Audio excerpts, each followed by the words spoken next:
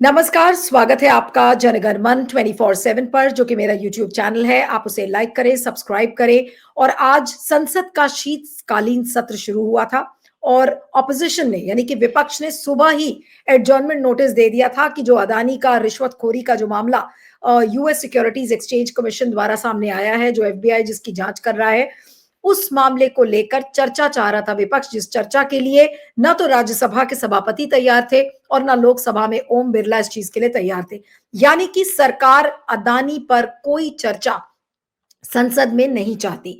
और अब विकल्प क्या है, विपक्ष के पास अब विकल्प क्या है? क्योंकि अगर चर्चा नहीं होगी तो क्या ये पूरा सेशन वॉश आउट हम समझें, और अगर वॉश आउट है तो क्या इससे बात बन जाएगी? जहां तक अदानी की अकाउंटेबिलिटी का सवाल है, तो यानी कि क्या अकाउंटेबिलिटी या जो जिम्मेदारी है उस सब के ऊपर हो चुके हैं अदानी? और उससे भी बड़ा सवाल है कि जो रिश्वतखोरी का मॉडल महाराष्ट्र के चुनाव में नजर आया, जो हमने देखा कि जिस तरीके से हिंडनबर्ग रिपोर्ट ने उनके सारे मॉडल्स को, अलग अलग करप्शन के जो मॉडल्स को हाईलाइट किया है, उसके बाद जो यूएस सिक्योरिटीज एक्सचेंज कमीशन, फिर उसके बाद हमने महाराष्ट्र के चुनाव का ये देखा है, तो क्या अब पूरे देश को अब मोदी जी नहीं बल्कि अदानी चला रहे हैं, और संसद को भी चलाने में अब अदानी का ही हाथ ऐसा लगता है। आज इसी को लेकर हम चर्चा करेंगे। हमारे साथ सुप्रीम कोर्ट के वकील और एक्टिविस्ट अरुण अग्रवाल जी जुड़ रहे हैं। अरुण जी, आपका बहुत बहुत स्वागत है।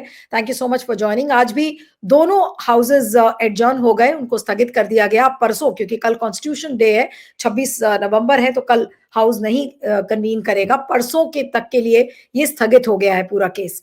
अब उसमें कुल मिलाकर 19 सिटिंग्स हैं। क्या हम ये माने कि ये जो अदानी का रिश्वतखोरी का जो घोटाला है, ऑपोजिशन इस पर डिमांड करेगा हमेशा कि इस पर चर्चा हो, जेपीसी हो, इस पर बातचीत हो, और सरकार इसको लेकर चर्चा नहीं करेगी, तो क्या हम ये माने कि पूरा सेशन अब ये वॉश आउट की तरफ बढ़ रहा है?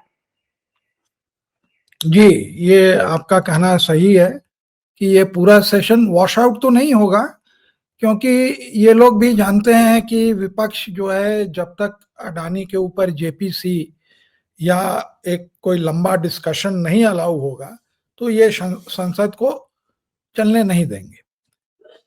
दूसरी तरफ ये बात भी सही है कि संसद में जैसे होता है ना अनपार्लियामेंट्री वर्ड, तो Adani has also been included उसके अंदर में कि अनपार्लियामेंट्री वर्ड है।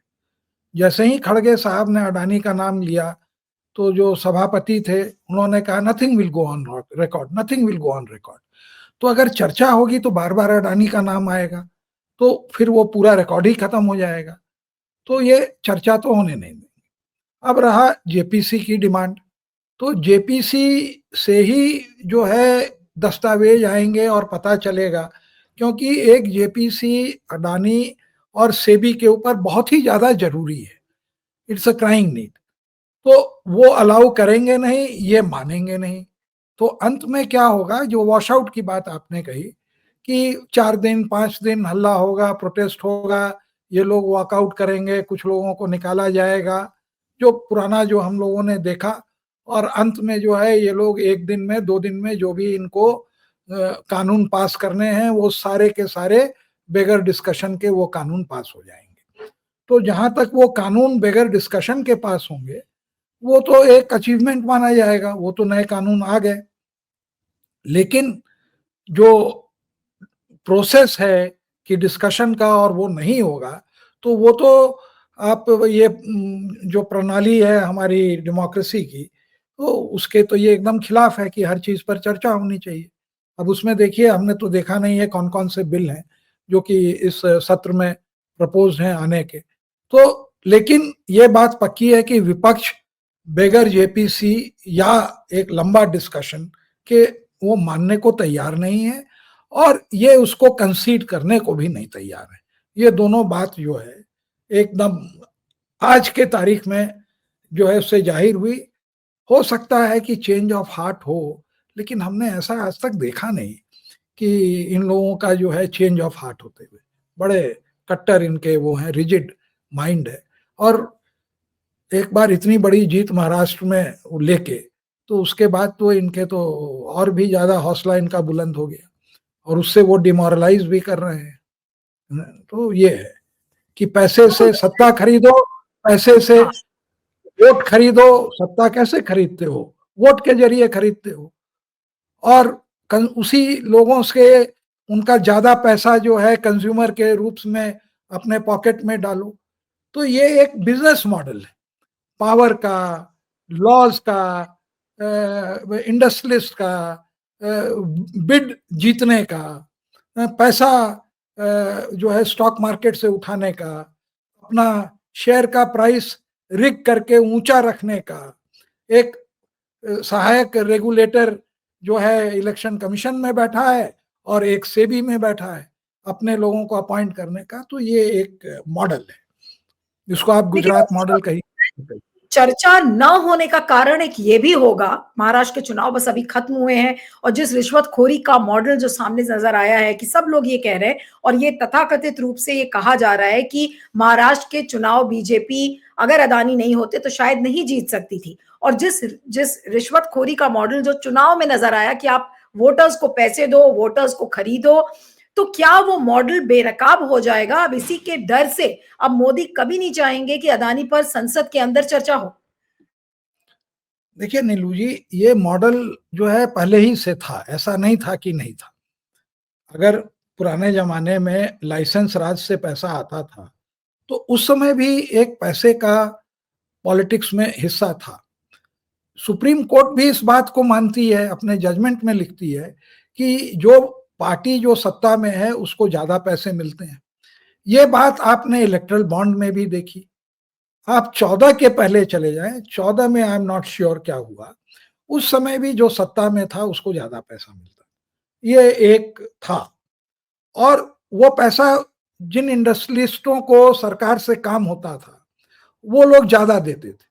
जिसको माइन का अलॉटमेंट चाहिए, जिसको ठेका चाहिए, तो आप देखेंगे कि एल जैसी कंपनी जो ठेका लेती है वो भी पैसा देती है, लेकिन जिस एल के पास कंप्यूटर और सॉफ्टवेयर का वो है उस ब्रांच में वो पैसा नहीं देती है, क्योंकि वहां बगैर पैसे के चलता है। तो ये था। लेकिन अब जो है ये एकदम एक्सट्रीम पे चला गया, एक्सटॉर्शन पे चला गया, इस तरह से चला गया कि ये पैसा लेके हम डायरेक्टली वोट खरीदें। एक इलेक्टरल जो है उसको भी हम इस प्रोसेस में एक बेईमानी में उसको हम एक, अगर आप घूस देके पैसा खर्च करके वोट खरीद रहे हैं तो उसको भी हम बेईमान बना लें।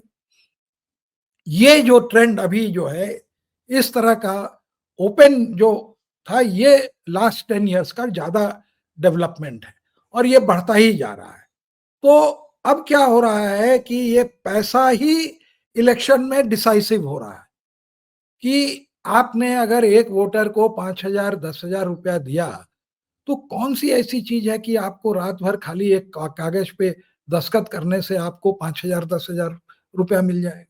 उस आप गरीब आदमी की तो सोचिए, जिसके पास अन्न नहीं है खाने को, उसकी इतनी सारी नीड्स हैं, बिल्कुल। कॉलेज के लिए ये नहीं है, तो वो तो बेचारा ऐसे ही त्रस्त है।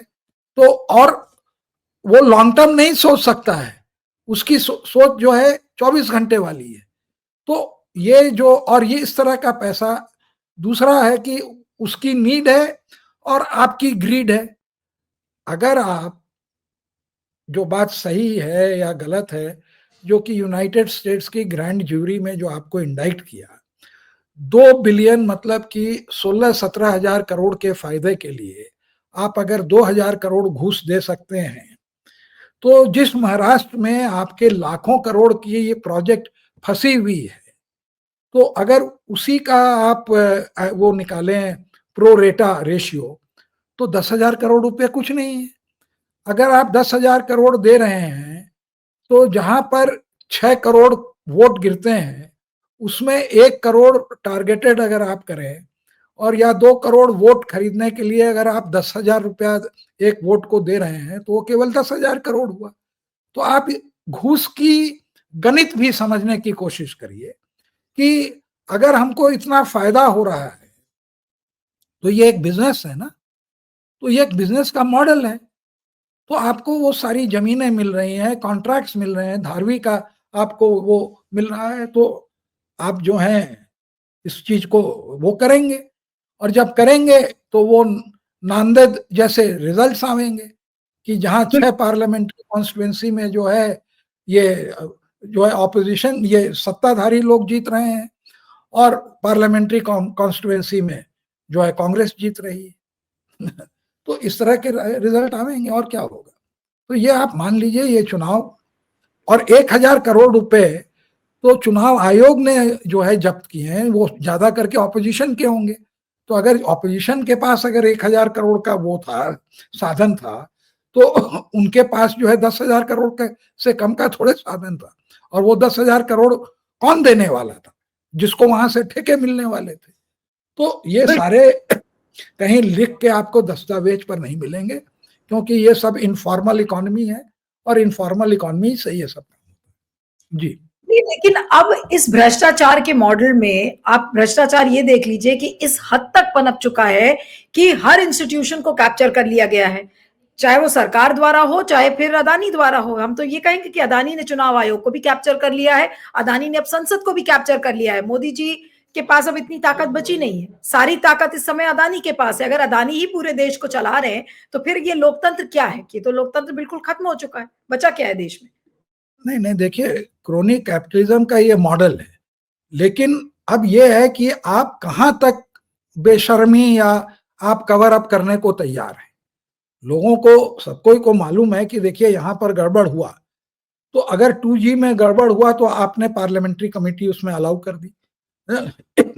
ये अलग बात है कि ना उसमें कोर्ट में कोई चार्ज साबित हुए, और बाद में जब ऑक्शन हुआ तो उससे कहीं ज्यादा पैसे आए, और अंत में जो CAG थे उस समय का थे विनोद राय, हाँ उनका नाम विनोद राय था, उन्होंने भी माफी मांगी, और मांगना भी चाहिए, क्योंकि उसके कारण जो है हमारी पूरी डेमोक्रेसी ध्वस्त हो गई, समझा ना।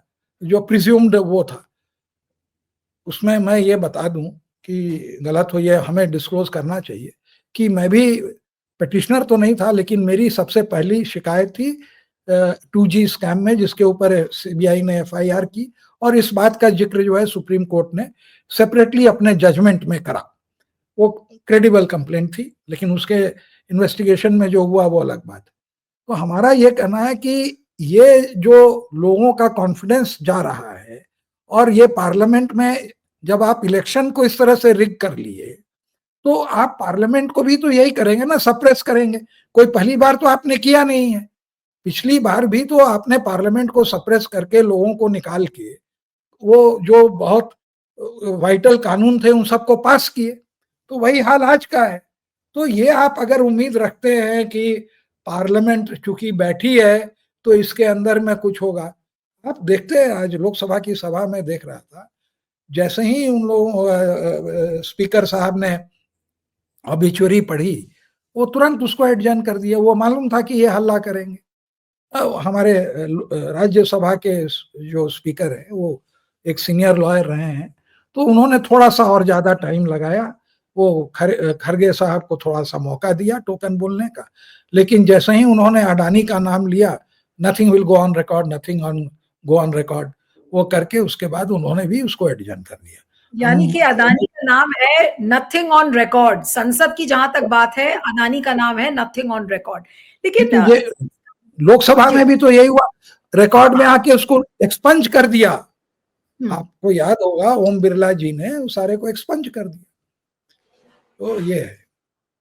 नहीं, लेकिन इसका काट क्या है अरुण जी? हर चीज हम लोग सामने होते हुए देख रहे हैं, लेकिन विपक्ष कुछ नहीं कर पा रहा है। विपक्ष बिल्कुल बेबस खड़ा है, और विपक्ष के सामने विकल्प क्या बचा है? देखिए इस देश में हर आदमी हेल्पलेस है। आपने इमरजेंसी का भी जमाना देखा है, तो वहां भी जो है ज्यादा जनता वो हेल्पलेस हो गई। तो यहाँ हमारे इंस्टीट्यूशंस जहां पर कॉम्प्रोमाइज होने लगे, या उनमें आस्था नहीं रही लोगों की कि लेवल प्लेइंग फील्ड नहीं है, तो आदमी कर क्या सकता है? उसके पास क्या ऑप्शन है? भाई राहुल गांधी बाहर निकलते हैं तो सारी भीड़ रहती है, सब उन्हीं से उम्मीद करते हैं कि ही इज द सेवियर। अब उसमें कुछ हार्ड डिसीजंस लेने पड़ेंगे ना। एक हार्ड डिसीजन है कि we will boycott all elections which are held by VVPAT, अगर आप मिलान नहीं करने देंगे। क्योंकि कोर्ट ने तो जब ये लाया गया था, मजेदार बात देखिए कि ये लाया गया था कि सारा मैच होगा, लेकिन कोर्ट में उसमें लिखा नहीं लिखा। तो एक उत्तराखंड के इलेक्शन कमिश्नर थे, उनको बड़ा वो चमका कि ये रिग करने का बड़ा अच्छा वो है, तो उन्होंने केवल कहा कि एक में हमने मिलान कर ली, तो इसमें जो है हमने अपने चुने हुए चमचों को आईआईटी या कहीं से ले आए, वहां भी भक्त लोग हैं इंटेलेक्चुअल, और उनसे कोई रिपोर्ट ले ली और उससे कहे कि नहीं होगा। जब वो चैलेंज हुआ तो गोगोई साहब बैठे हुए थे, उनके ऊपर वो पेगासस लगा के वो महिला कांड, तो उन्होंने भी फेवरेबल जजमेंट दे दिया। जब दोबारा आया तो फिर वही वही हाल हुआ। तो उन्होंने, देखिए सबसे बड़ी गलती सुप्रीम कोर्ट के जजमेंट में है कि जस्टिस खन्ना बहुत डिटेल में गए, सब कुछ समझ में आया। सबसे बड़ा जो घपला होता है, ये कहीं किसी की डिमांड नहीं थी, वो था कि जब सिंबल लोडिंग यूनिट उसमें लगाई जाती है तो उसको उन्होंने कह दिया कि इसको तो सील करिए आप 45 दिन के लिए, लेकिन ये नहीं कहा कि उसकी जांच कराइए या उसका मिलान करिए। जबकि सबसे बड़ा सस्पिशन घपले का, जो माधव गोडबोले साहब हैं अमेरिका के, जो ओबामा के आईटी एडवाइजर थे, उनका भी यही कहना है कि इसमें यह घपला होता है। दूसरा है कि आप ईवीएम बदल रहे हैं, 17C में जो नंबर है वो नहीं मैच हो रहा है, तो उसके कारण लोग बॉयकॉट कर रहे हैं। 17C आप अपलोड नहीं करते हैं। और सबसे बड़ा देखिए प्रमाण है घपले करने का ये, कि ये जो इनकी प्री लोडेड रहती है ना, तो उसमें नंबर वेरी करते हैं, तो उसको छुपाना है। तो 17 ये परसेंटेज तो निकाल रहे हैं which is a derivative of the actual number, लेकिन एक्चुअल नंबर अभी भी नहीं दे रहे हैं। अब ये डिस्ट्रिक्ट पर चले आए। तो अगर आप ट्रांसपेरेंट नहीं रहेंगे तो लोग यही बात कहेंगे कि आप इसलिए नहीं ट्रांसपेरेंट हैं क्योंकि इस घपले का आप एक पार्ट है, तो इसलिए ये बात हो रही है। लेकिन अब तो अदानी हर देश में, विश्व के जहां जहां उनकी डील्स हैं और घपलेबाजी उन्होंने की है, वहां वहां की जो सरकारें हैं वो उनको आड़े हाथों ले रही हैं। कहीं पे उनके खिलाफ केस है, कहीं कुछ है, कहीं पे उनकी डील्स को कैंसिल किया जा रहा है। अब अगर रिश्वतखोरी का ये मॉडल इतना ज्यादा प्रिडोमिनेंट हो चुका है भारत में, तो क्या महाराष्ट्र में जो रिश्वतखोरी हुई है उस रिश्वतखोरी को लेकर उद्धव ठाकरे, शरद पवार और कांग्रेस, और जिस तरीके की नांदेड़ वाला जो केस आप मेंशन कर रहे थे, तो क्या इस चीज को लेकर क्या कोर्ट नहीं जाया जा सकता? क्या इस भ्रष्टाचार को उजागर करने के लिए क्या अदालत का दरवाजा नहीं खटखटा सकता विपक्ष? नहीं, कोर्ट अगर आप जाएंगे और 6 साल उस मामले को लगेंगे, आप एवरेज पीरियड ले लीजिए, मतलब ये कोर्ट के ऊपर कमेंट्री है कि जहां भी इलेक्शन पिटीशन डलता है तो कितने ऐसे इलेक्शन पिटीशन है कि 5 साल में उसका रिजल्ट आता है। तो इलेक्शन पिटीशन आप कितना भी घपला करिए, नहीं, इन लोगों ने इतना वंडरफुल कानून बनाया हुआ है, कितना भी घपला करिए तो कोर्ट से कोई आपको राहत नहीं मिल सकती है। इलेक्शन कमीशन में ही जाना पड़ेगा। इलेक्शन कमीशन वहां बेमान बैठा हुआ है, उस पर देश को कोई भी आस्था नहीं है ना। जब 8,000 करोड़ रुपए आप पकड़ते हैं तो आप ये नहीं बताते हैं कि किसका पैसा है। तो जब वहां राहत नहीं मिलेगी, कोर्ट जाने का क्या मतलब हुआ? जब 5 साल लगेगा उसको ये करने के लिए, तो पोस्टपोन ही होगा ना। अगर तो क्या सरकार जैसे उसके बाद आप हार भी जाते हैं या जो भी है, तो उसका तो एक ही उपाय है ना कि आप ये कहिए कि ये नहीं रिजॉल्व होगा, हम इसको बॉयकॉट करते हैं। बांग्लादेश में पूरे ऑपोजिशन ने इलेक्शन को बॉयकॉट कर दिया, सब मिल के डिसाइड किया। तो वैसे ही यहां पर लोग डिसाइड करें बैठ के कि वी विल नहीं, नॉट लेकिन होल्ड सवाल इन। मैं आपसे पूछना चाह रही हूँ कि जो ये सरकार है महाराष्ट्र की, वो 26 तारीख को ओथ टेकिंग उनकी कायदे से होना चाहिए, पता नहीं कल होगी या नहीं होगी, लेकिन क्या विपक्ष इस ओथ टेकिंग को किसी न किसी तरीके से रोक सकता है? क्योंकि अगर ये सरकार एक भ्रष्टाचार वाले मॉडल से उपजी ये सरकार है, जो कि एक इलेजिटिमेट सरकार कहलाएगी, तो इस सरकार को बनने से तो विपक्ष रोक सकता है? कोई ऐसा विकल्प है जिससे कि नहीं, सरकार को कोई विकल्प। अरे आपने वो सुना नहीं, जब वो हरियाणा का लेके गए लोग चंद्रचूड़ साहब के पास, जब वो चीफ जस्टिस थे, you expect me to stop the vote taking ceremony of a legitimately elected government? I will put you to, कभी उन्होंने ये शब्द नहीं कहा, I will put you to high costs. He was totally outraged. आप समझ रहे हैं? जबकि सुप्रीम कोर्ट की के चीफ जस्टिस अगर आउटरेज्ड होते हैं तो क्या आप सोचते हैं कि कहीं से आप उम्मीद कर सकते हैं? आप इतना ही कह सकते हैं कि हम इसका ओथ नहीं लेंगे, we will boycott, we don't accept this result. आपके पास जो उपाय है वो आप कर सकते हैं।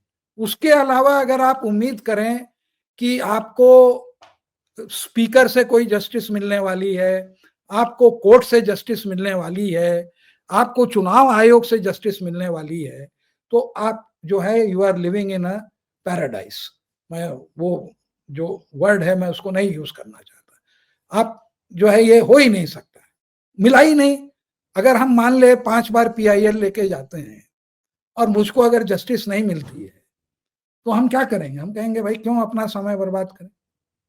हाँ, वो आपको देखना चाहिए सालवे साहब, अरे ये PIL वाले को, इन लोगों को कुछ काम धाम नहीं, ये वो सब गलत काम उधर अडानी कर रहे हैं, रिलायंस को डिफेंड कर रहे हैं, गाली हमें दे रहे हैं।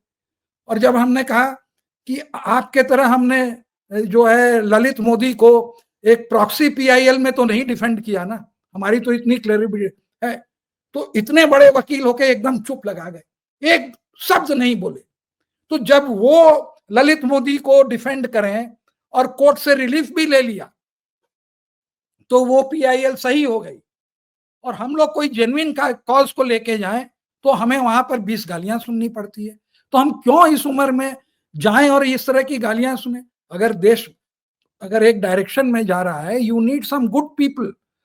अगर वो नहीं आवेंगे तो बाकी जनता जो है, मिडिल क्लास भी बहुत कॉम्प्लेसेंट है। हाँ, और जो है जो लोग जिंदगी से स्ट्रगल कर रहे हैं वो भी बेचारे, उनकी मजबूरियां हैं, तो कैसे कुछ होगा? नहीं, लेकिन तो अनुज जी एक आखिरी सवाल आपसे करूंगी कि क्या ये जो रिश्वतखोरी का मॉडल है, या फिर you scratch my back I will scratch yours, ये जो एक कैपिटलिस्टिक पार्लियामेंट्री सिस्टम जिसे मैं कहूंगी कि भाई जहां पर पूरा कॉर्पोरेट के हवाले कर दिया गया है, पूरी सरकार कॉर्पोरेट के हवाले कर दी गई है, चुनावी तंत्र कॉर्पोरेट के हवाले कर दिया गया है, तो क्या मोदी सरकार को और गौतम अदानी को ये लग रहा है कि जनता अब इतनी मूर्ख है कि वो कुछ भी कह देंगे और उनकी बात मान ली जाएगी? क्या ये लोग ये सोचकर बैठे हैं और सोच रहे हैं कि हम अगले 20 साल और इसी मॉडल पर हम राज कर लेंगे? नहीं नहीं, उनको मालूम है कि जनता मूर्ख नहीं है, लेकिन वो बेशरम है। लेकिन जो जनता को जगाने का काम करते हैं उनको जो है बहुत हद तक उन्होंने जेल में डाला। पहले वो सबको चुन चुन के ऐसा डाला कि they made examples of those people. अब वो पिगासस से उनके कंप्यूटर को इन्फेक्ट किया, सब कुछ किया, तो अब जो है उसका क्रिटिसिज्म आ रहा है जुडिशरी के ऊपर, और जुडिशरी को लोग जो है डॉक में खड़ा कर रहे हैं। तो जहां एक ही जगह उम्मीद थी ना, तो उसको भी उन लोगों ने देखा कि भाई अपॉइंटमेंट में इंटरफियर करने लगे और ये लोग होने देने लगे। तो ये जो आप जो देख रहे हैं कि इसमें ये मॉडल पहले भी था, लेकिन वो मॉडल 10% 15% था। अब ये मॉडल जो है 90% जो है क्रोनी कैपिटलिज्म का है, और पहले वो 10%। अंतर ये है, ये नहीं था कि ये मॉडल हर डेमोक्रेसी में है टू अ सर्टेन डिग्री, लेकिन यहाँ पे एकदम ये जो है हाइटेंड, इसके आगे अब ये जो है जाने का ज्यादा स्कोप नहीं है, जहां कि आप 90% सीट की चोरी कर लें।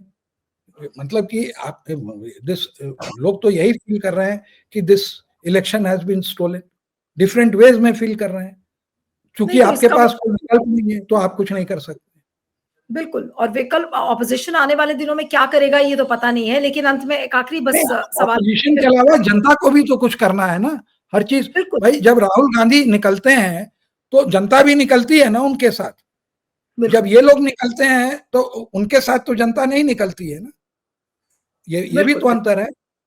नहीं, लेकिन जो अब आखिरी सवाल है सर कि अदानी ने क्या पूरे संसद को भी अब अपने गिरफ्त में कर लिया है? अगर उन अदानी का नाम तक संसद के रिकॉर्ड्स में नहीं आ सकता, इसका मतलब ओम बिरला और जो वाइस प्रेसिडेंट है मिस्टर धनखड़, जगदीप धनखड़ को ये बोला गया है कि भाई अदानी का मुंह खोल, जैसे ही कोई अदानी का मुंह अदानी के बारे में मुंह खोले उसको चुप कराना है और संसद में अदानी का शब्द सुनने में ना आए, इस तरीके का डायरेक्शन उनको गया है। अदानी ने बोला होगा मोदी जी को, तभी इस तरीके की चीजें दिख रही हैं। नहीं बोला क्या है, देखिए पिछले संसद के भी सेशन में तो यही हुआ ना।